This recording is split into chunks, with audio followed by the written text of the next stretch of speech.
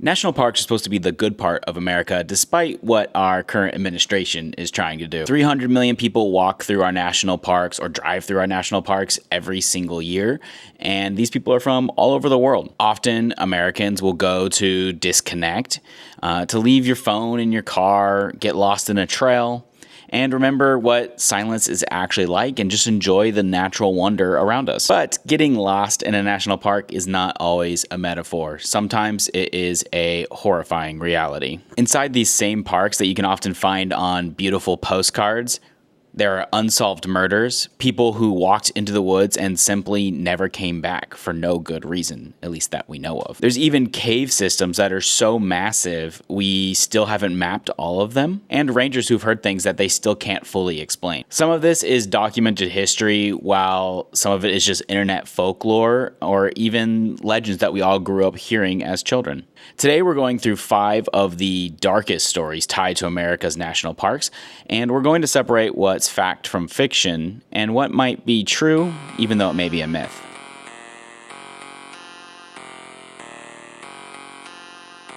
This first story sounds more like a ghost story, but there's also a true crime element to it.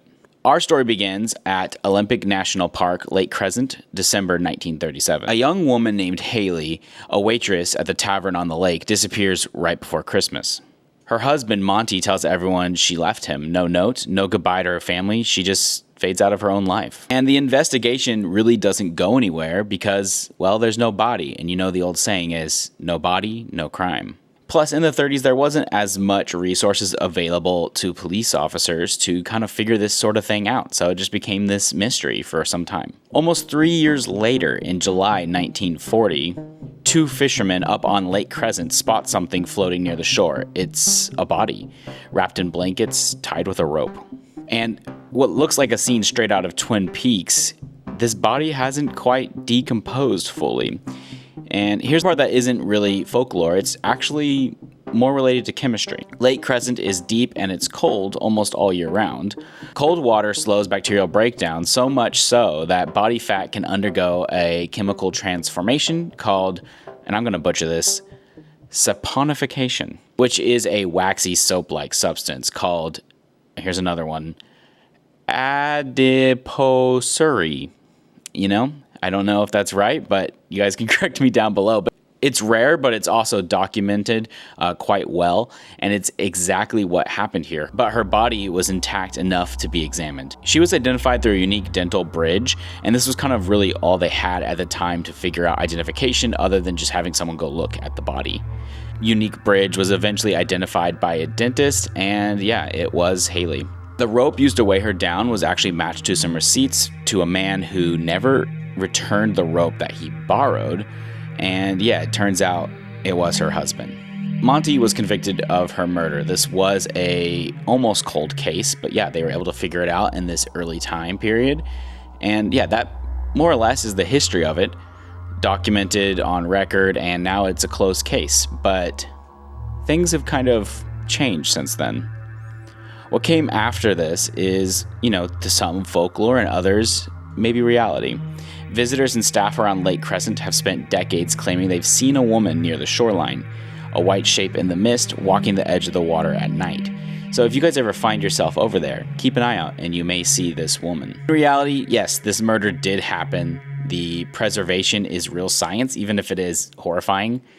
And yeah, this isn't a horror film. It's not made up. But the ghost sightings, who knows? It could be local legend. There could be something more to it. And yeah, if you guys ever visit and have this encounter, let me know.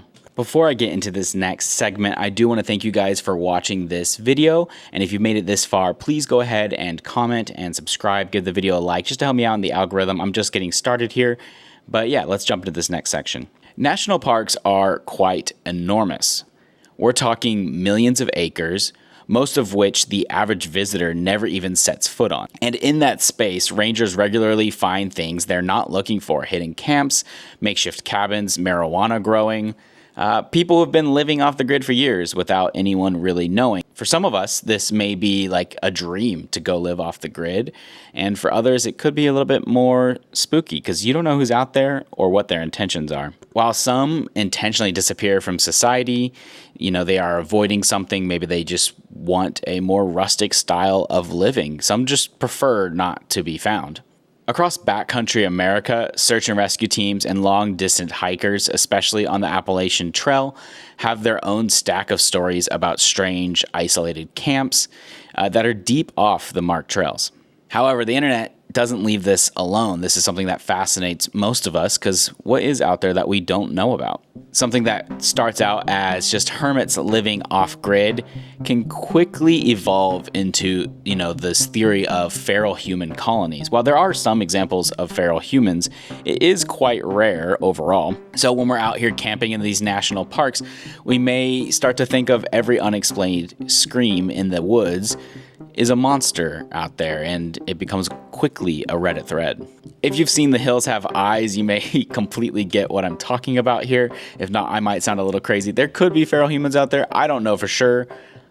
I haven't met one. But yeah, there's very few documented cases of actual feral humans, but maybe that's just because they're good at hiding. People disappear in the wilderness every year. While we do have examples of people that just want to live off the grid, there are some that are just straight up missing, kind of like our first case today. Most are found alive, or eventually remains are recovered, whether they be from foul play or maybe an animal encounter or just dying from the environment around them. But in some cases, bodies are never even found. And here's kind of why this may be happening. National parks are public lands that are managed by a patchwork of different agencies, and there is no single centralized public database tracking every disappearance across federal land in America. So these records are scattered. We don't really know who all goes in and out of these parks. This gap in the system is exactly what led into missing 411 books and documentaries, and from there, no shortage of conspiracy theories about what's really happening in the backcountry. Now I'm going to go ahead and talk about one of the most famous cases of a missing person, and this is Dennis Martin. It was Father's Day weekend, 1969.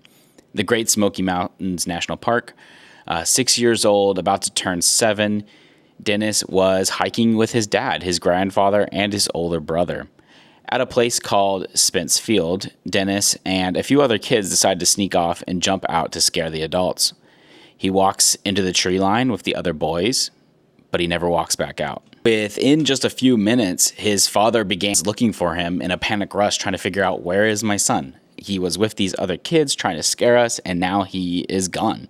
And in the midst of this search, that very night, a thunderstorm dumps about 3 inches of rain on the search area. This greatly complicates things, washing out any tracks before searchers could really even begin finding this lost boy. And what ended up falling is one of the biggest search and rescue operations in the history of National Park Services. At points, over 1,000 people were combing the mountains, including full-on military units. So these were experienced people. They were used to finding people out in the woods, and yeah, there was still no trace. They never found him. There wasn't a shoe found, not even a scrap of clothing, nothing. It's as if he just disappeared into the mist. And while the claim that thousands of people every year go missing in these national parks is a myth, it is still true that, yeah, there are people that go missing and we have no idea what happens to them. Some of this is due to dense forest, unpredictable weather, cliffs, rivers, and wildlife that are more than enough to explain most disappearances without needing anything stranger. But at the same time, people just don't disappear. There's always an explanation for why. Whether that be something more nefarious than Mother Nature, I'll leave that up to you. While some experts think all those that came out to help find Dennis may have accidentally destroyed evidence of where he may have gone and maybe what happened to him, there are some people that claim that perhaps he was abducted by somebody that had maybe nefarious intentions. There have been many cases of kidnappings, obviously, so what would stop somebody from, rescuing some lost kid in the woods and keeping them for their own evil reasons? One of the other things that comes up in our talk about national parks on the supernatural true crime side is the idea of all these interconnected caves.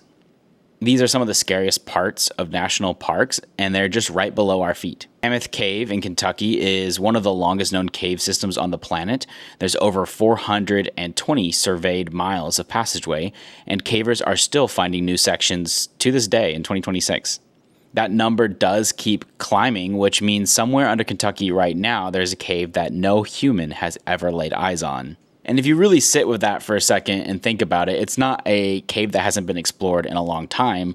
No, it's literally a cave that literally most likely no human has ever seen. And that's kind of what brings me to the story of Floyd Collins. Collins was a local cave explorer chasing what a lot of Kentucky cavers were chasing in the 1920s. A new cave close to the road, one tourist would go and pay to see. In January of 1925, he was working a tight, unmapped crawl space called the Sand Cave, squeezing himself through gaps barely wider than his own shoulders, alone, with nothing but a kerosene lantern. And I don't know about you, when I imagine this, that freaks me out a little bit. Like, yes, I have the desire to maybe explore a cave someday, but not with just a lantern, and definitely not by myself. And on his way back out, he was, extremely close to the surface, so close that he could probably even feel the temperature start to change.